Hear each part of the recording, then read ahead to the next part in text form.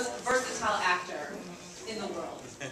I'm sorry, I'm so smitten. This is not oh my God. Am I allowed to say it? Anyways, you are an actor, a dancer, a singer, a probably director soon, and the Wolverine, but what we really want to know is... Sorry, we just can't be serious because we're the moms, so we really need to know what it is like to be the hottest man in America. In the world!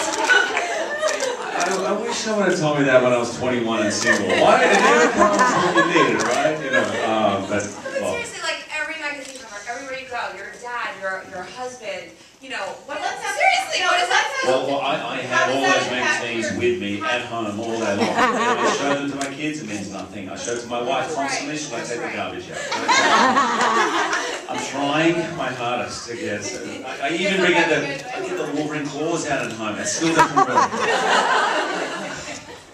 So we have to ask, because you're looking at a room full of parents and mom bloggers and press and kids, you know, when did you know this is it? This is what I'm going to do with my life, because you have a lot of children and a lot of people here who, and some are still trying to figure it out, but when did you get to that point, okay, this is it, and this is in my soul, and I can make a living from this? Yeah, I didn't know that one, that's for sure. But look, I relate to the people who didn't know until later in life, because I got my first job when I was 26. I went to university and I did I suppose a liberal arts degree, majored in journalism as a communications degree, and I thought I was going to be sitting where you guys are sitting, major journalists out there. You guys, these guys, by the way, these guys are major. Can I tell you? I have to tell you, you know, I've been doing press all around the world, and the Fox people said this is the important one right here. No, they mentioned you and Ryan Seacrest. You guys are right up there. I read her book. She sent me a book after I talked about it. And I'm on a plane, I'm just going from New York to Los Angeles, and next to me I was looking over this guy who was obviously a big hedge fund guy, right? And he was in a suit, he looked very successful, and I was... Next time I'm going to ask. Don't worry, I'm there for it. I mean, I'll be your wingman. So, anyway, after about half an hour, I was reading Super Nanny, he's reading financial reports. He leans over, as I put it in, I was going to take a nap, he goes, do you mind if I read that book? I said, from the Super Nanny, he goes, yeah, I've got these kids and I have no idea what I'm doing. It always touched me because I thought, it doesn't matter what you do for a living. And I sometimes say to my kids, I remember my son saying to me once, he goes, you're terrible and this and that. And I said, this is the first time I've done this too. I know I'm making mistakes. And he looked at me like, oh yeah, right. I didn't finish answering your question.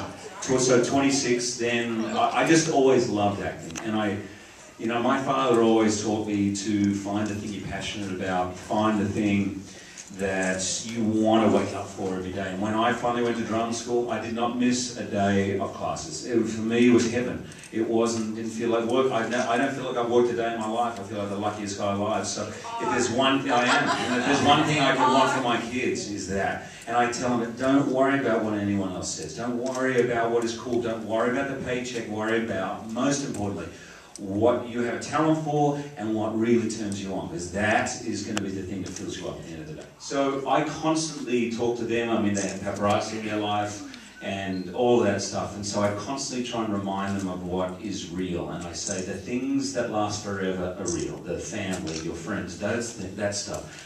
Fame, that will come and go for me. The paparazzi one day will not be there. But I said, you have a choice as you grow up to have a public life or a private life. And I do my best to protect their private life until they're 18 and they can make their own choice. But it is something I have to watch. My question is, in this role of Wolverine, you're actually kind of mortal for the first time. And you've been indestructible for the last several movies. So how did you have to change into that thought of like, okay, now I have to feel like pain and react to the emotion of being weak? Yeah, well, Les Mis. That's where it gets it from. That's good. That's a great thing. I think one of the things we talked about when we went to make this movie is when you do more movies playing the same character who's immortal, it's easy. There was this weird kind of inflation of my powers where it became so difficult to stop him that you kind of had to chop his head off, run it over with a Mack truck, put it through a pulverizer, and that would just give him a Band-Aid. You know, it was sort of one thing that we lost a little bit was the what we call the stakes, or the sense of danger that something bad could happen.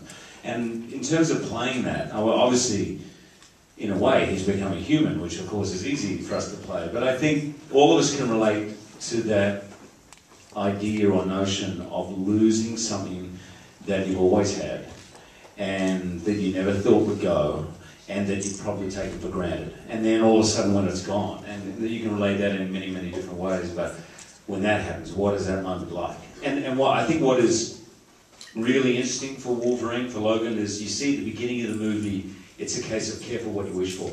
Because in a way, he doesn't want to be Wolverine, he doesn't want to live forever, his life has become a burden. And then when all of a sudden it happens, then he has to really think twice about it. Do you want to ask me a question? Yes. Did you really kill that Chinese guy?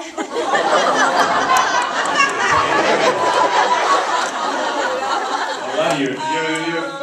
Hey, I did. Acting. It's called acting, yes. Thank you, Melissa. Don't worry, he's just fine. Straight after that take, he went back to his trailer sitting Evian. He was doing this.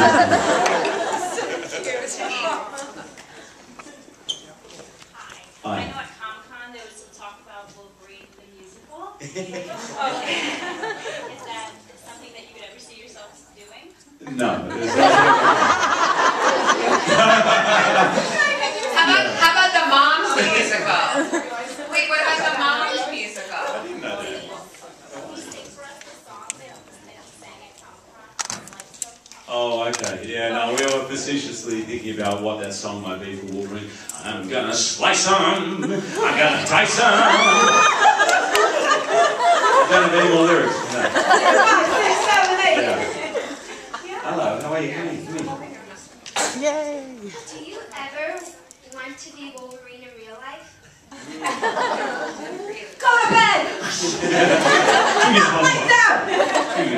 Sometimes, like, sometimes I can get a little grumpy. Sometimes, I'll be honest, if I haven't been fed. I'm like a typical man. You all learn to know this. Oh, really? Yeah, I just switch personality.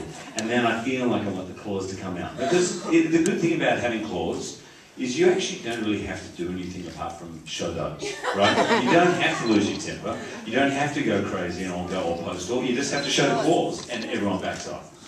So everyone else can hear. You've played so many wonderful roles. We talked about what a versatile performer you are. But are there any roles that you won't play that are a turn off or something? Are there any roles I won't play? Yeah, I think, for example, if a movie is going to be very violent or explicit in some way, there has to be a reason for it. I think if it's just, for me now, particularly with kids growing up, if it's just violent for that sake or to shock, I probably won't do that. Look, having said that, I'm not judgmental. It's very, very difficult to make a living as an actor, and I've been unbelievably blessed. And I know, trust me, when I started, I used to earn $10 an hour wearing a koala suit. Yeah, I was Kui Koala in Australia about 20 years ago, and I can't tell you how many times I nearly fainted. I mean, pretty much most actors will do anything because that's the gig. But if you do have choice, I think it's important to be responsible about it. And I love doing movies like Real Steel. I love how kids come up to me, they love that movie, and parents like that movie. And I love doing Wolverine because, yeah, it's got spectacular action. I'm thrilled Jaden likes it and all that, but it's got a great message too. It's not just fluff. The X-Men movies and those characters, they're flawed characters. They have super abilities, but it's really more about their human side and also about, discrimination and bigotry. There's a lot of great themes in it.